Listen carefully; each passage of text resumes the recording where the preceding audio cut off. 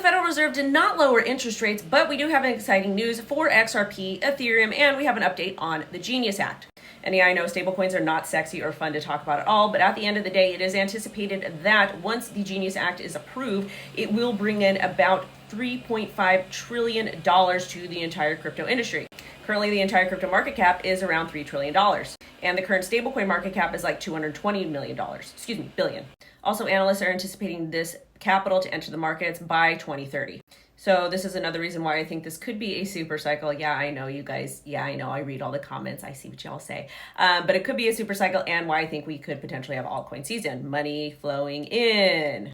Even though crypto is trading like stocks with very, very minimal gains, like 3 to 5% daily, or we are seeing tech stocks, AI stocks, crypto stocks absolutely soar. Circle IPO. Anyways, if you don't know, I'm WendyO. I talk everything crypto every single day. Make sure to like this video, drop me a comment because I read them all, and of course, subscribe, set all alerts so you don't miss anything. And I normally live stream at 10:30 a.m. PT daily, but I'm headed out for a work event. So let's go ahead and just do a pre-record and talk about the news. So from Cointelegraph, XRPL Ledger embraces decentralized governance with upcoming launch of XAO DAO. It is XRPL's first DAO launching at the end of this summer, and they basically want to make XRPL more decentralized and let the community have a lot more say. And yes, voting is going to take place with XRP. So if you want to vote, if you want to take part, you have to use XRP. And this is actually cool because this does make XRPL more decentralized, because a lot of other aspects of Ripple, like RLUSD, the stablecoin, XRP, in my opinion, are a little bit more centralized. But again, that's not a bad thing. I hold XRP because I think it is going to do well.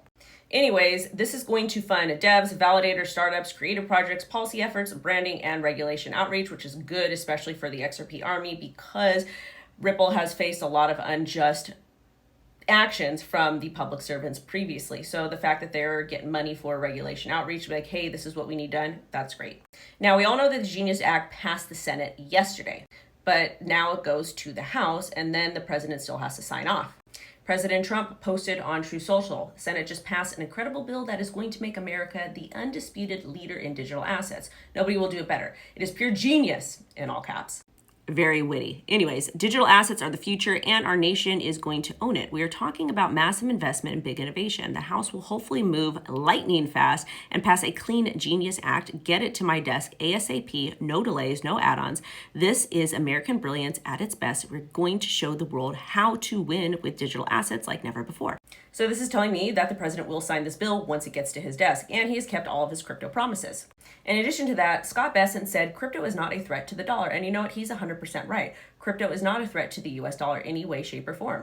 It's just an alternative system that people can use for a decentralized economy. And stablecoins are not like crypto. They're a lot more centralized. And in this bill, in this act, the Genius Act, that is very, very strict on what needs to happen if somebody wants to issue a stablecoin. But Bessent knows that the stablecoin bill will pump all of the markets. He's anticipating that the stablecoin market could exceed, well, the USD stablecoin market could exceed $2 trillion in 3 years, which is a little bit contrast to the other prediction of stablecoins bringing in $2.5 trillion. But he's talking about just America in general. So let that sink in. And of course, David Sachs, the crypto czar, had to hop on to Bloomberg and say that the stablecoin act will unlock trillions and bring banks back into Bitcoin. He's talking about the Genius Act. And I do believe that they're right, because there's a lot of traditional financial entities that are kind of sitting on the sidelines right now. And a lot of crypto companies that I personally think are kind of waiting to make more moves in the United States or come back to the US until they know that they're not going to get hit hard by the SEC or the public servants. So either way, the market's kind of in a low right now, but we do have a lot of positive bullish news moving forward. I'm going to leave you guys with this from Joseph Lubin from the Ethereum Foundation. He says that BlackRock's Robbie Mitchell confirms Ethereum is the default choice for tokenized projects. He also says the choice is obvious industry-wide, not just for BlackRock. But again, we also have really great projects like the Solana that are directly competing against Ethereum. And with all this competition, continues to bring better products. So again, projects with AI, DeFi, RWAs, focus on those because that's what the big money is placing their bets on. Thank you guys so much for watching. I'll catch you later. Bye-bye.